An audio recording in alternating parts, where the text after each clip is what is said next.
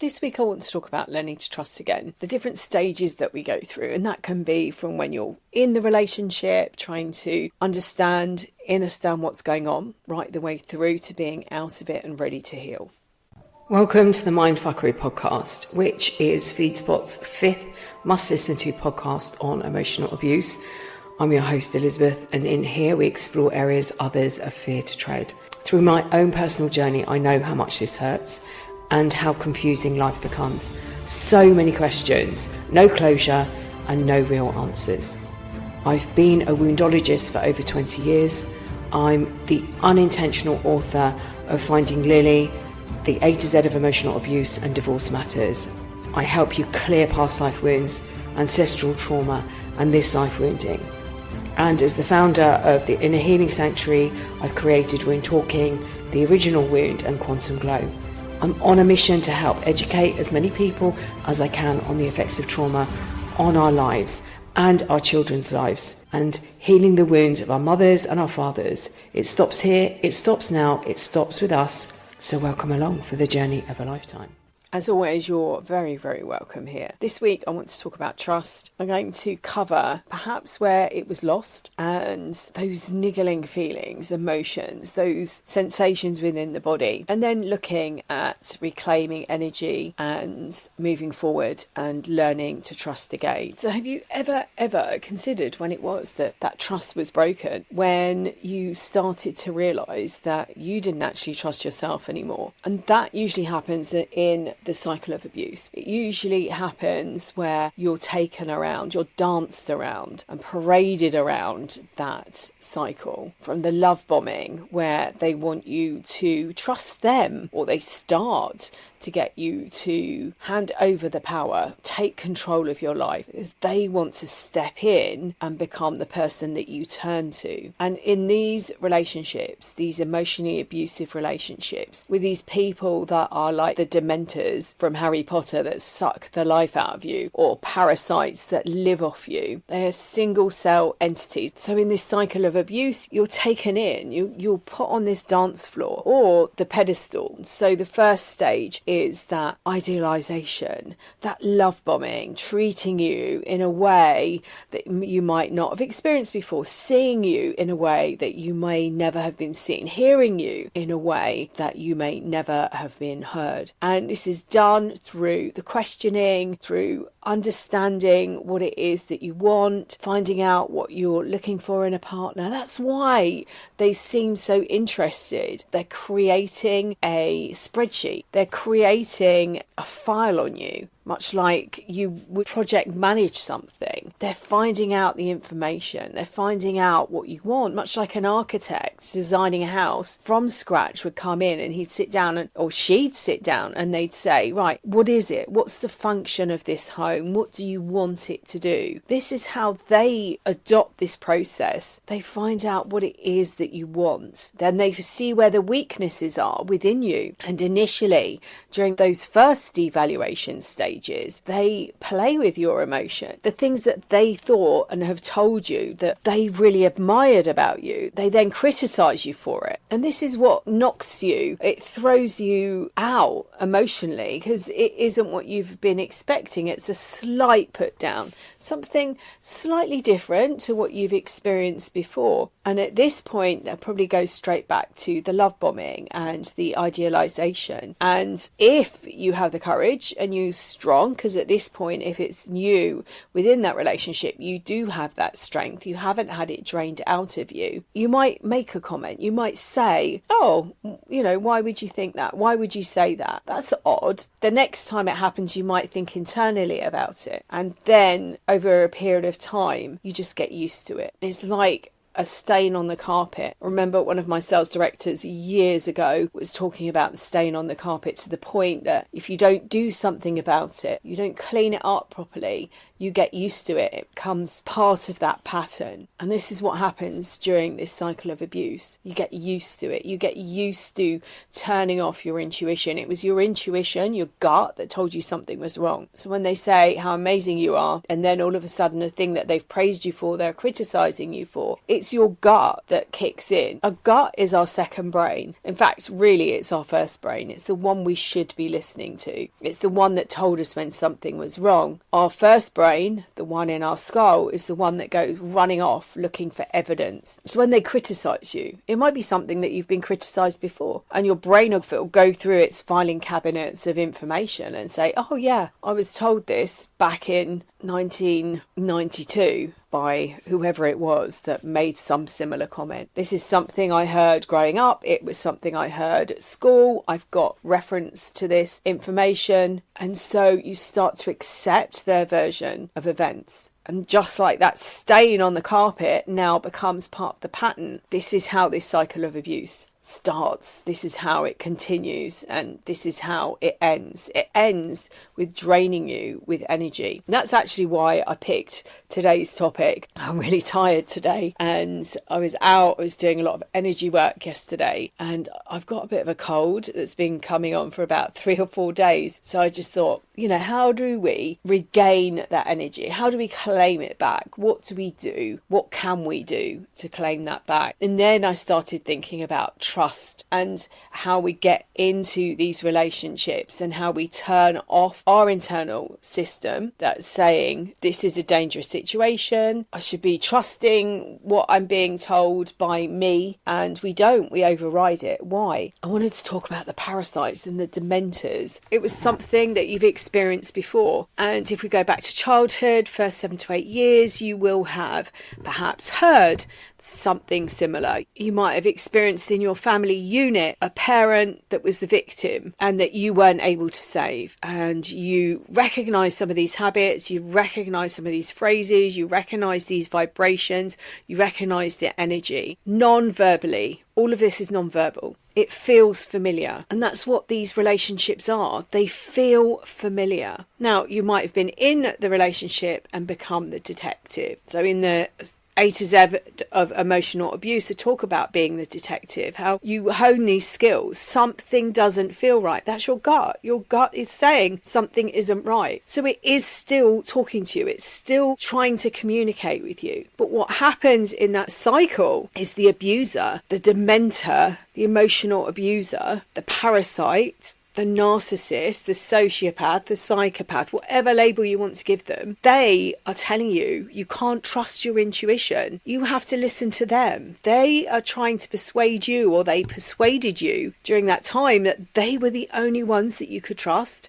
Your family, your friends, smear campaigns were set up against them, so you did not trust them. And they're saying all the time, you can trust me, you can trust me. And your brain is so confused by the triangulation, by the gaslighting. You don't actually know who you can trust. And they're also telling you that you can't trust yourself. They're convincing you that you might have trust issues, from other relationships, but they would never do that to you. And you're so confused and your brain is numb that you might have forgotten actually all of the things that they're doing to you. But this is more the fact that these are familiar relationships. You recognize a character that has played out in your life before, and they take on that role. And this is why you don't walk away. This is why you don't kick them out. It feels familiar. It doesn't feel unsafe because you've lived it before. You recognize it. What might feel unsafe is the quietness. What might feel unsafe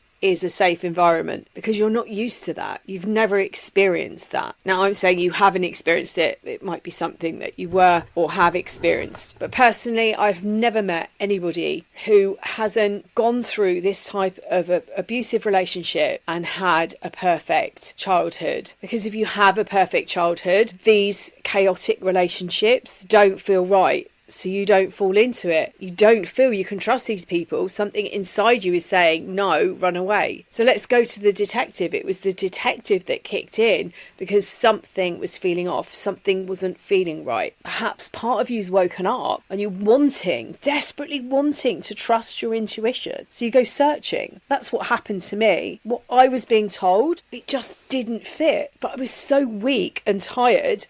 I had no energy, and part of me wanted to believe that I was in this relationship and it was real. I wanted to believe the fairy tale, and I wanted it not to be a lie because I'd invested so much. Perhaps you can relate to that. I put so much into this relationship. For me to now walk away, I was caught up with the fake future, and every time I've got round to the point where this is wrong, it feels so bad, this fake future was laid out in front of me again, and it's what I was handing over all my energy, all my money, all my time, that investment which I've spoken about on other occasions. Return on investment, I think I might have even spoken about it last week, is crucial. They understand that they have to invest something to get you hooked into that relationship, and your return is that you invest something and you're waiting for that payout, but they know what they're doing, you don't. You've been fed this information that is untrue, and these wounds are core wounds of abandonment, shame and betrayal. They might keep us trapped in these relationships. The shame of so much time and money and energy, and actually looking at who they really are. They represent the little boy in the Emperor's new clothes. And the Emperor has had these two people turn up and they've said, we've got this magic cloth and we're going to create this outfit for you. And so these weavers told everyone that if they couldn't see this outfit, it meant that they were stupid. And there comes to the day of the parade and the Emperor goes in, everybody goes along, he strips off, they pretend to put him into these clothes saying how light they are and how wonderful he looks, and he puffs out his chest. Isn't he amazing? This parade starts and it's one child that says, well, I can't see anything. I think his father says, shh, don't say anything. Then everybody as a ripple turns around and says, well, actually, I can't see that he's wearing anything.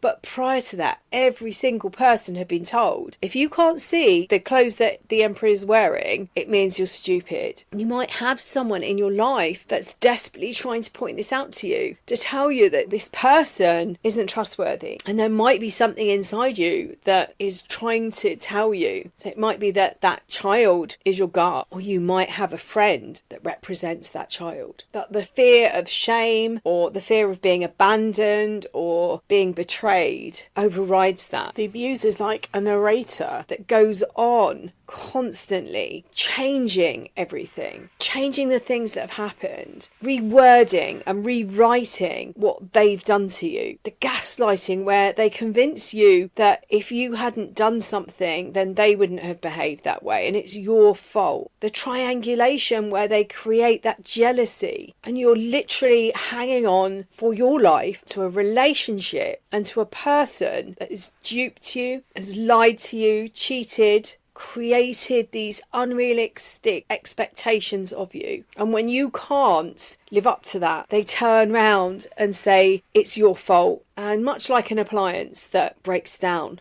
you're discarded. So how do you then learn to trust again? I'm going to put a link, which I think is in every single podcast anyway, to my self-care guide, because that's what you need to do, is create self-care. And the thing that's probably furthest from your mind is looking after yourself. It's so foreign when you're recovering from these relationships because you're so used to putting them first and being last. And that might be, again, a pattern, particularly if you're the scapegoat in the family. So creating that, making you a priority and your healing a priority. Now, that takes a while for some. It took a while for me because I was so focused on what had happened and where I'd gone wrong, and this focus if it was all my fault, taking the responsibility for the breakdown of the relationship. And it's as you start to de-traumatize and start to realize the abuse that took place, there's still hormones that are triggering and firing off. There still might be these voices in your head, and when certain situations come up and you're faced with the facts, your brain might still be going off searching to prove that it was your fault and that you did something wrong, and your brain and your gut might be fighting. So your first brain, the one in your skull, is finding all this information and proving to you, but your stomach is saying no.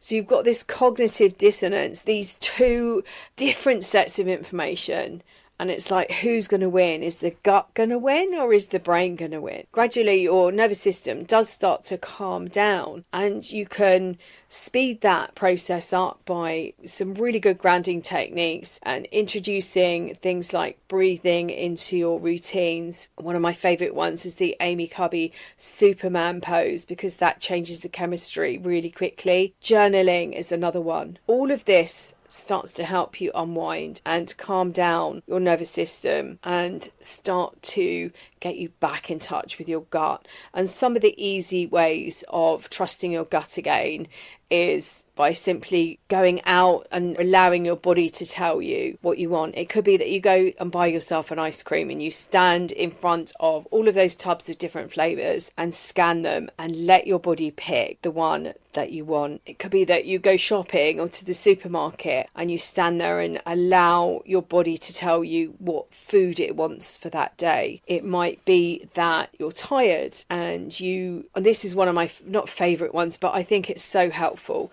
When coming out of these relationships, you have had everything destroyed. You recognise the patterns because they're familiar to you. That's why you stay. That's why you don't leave, because you've experienced something before. You recognise this vibration.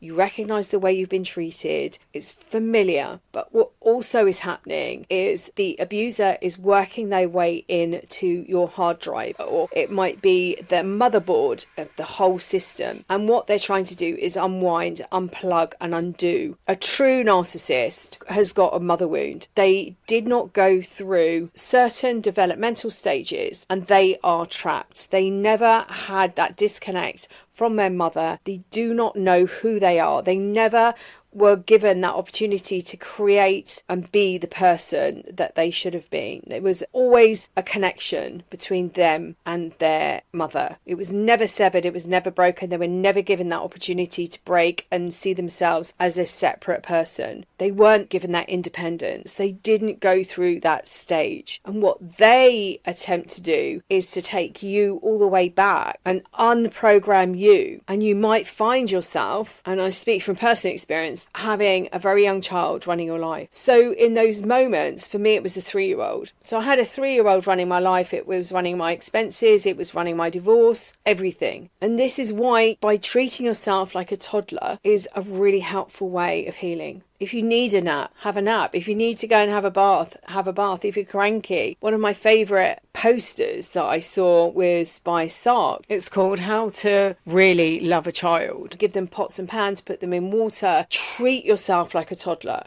Not in a reprimanding way, but in a nurturing way. Have the empathy and the understanding and understanding. What would you do if a child was in front of you that was really upset, that didn't know what was wrong with them, they didn't know how to deal with their emotions? What would you do in that instance? And to me, it's like, go and have a salt bath. You might put a child in a bath. Go and get pots and pans. So that might be that you go and dance to music. You find the adult version of it. It might be that you go and sit and watch a film. You go out to the cinema, or you go and buy yourself an ice cream, or you go for a walk. You now need to reparent and go back through those stages that have been undone for you. But there is a massive advantage to this, and it's something people don't really talk about, and that is that you actually get to reparent yourself as you're going back through and adulting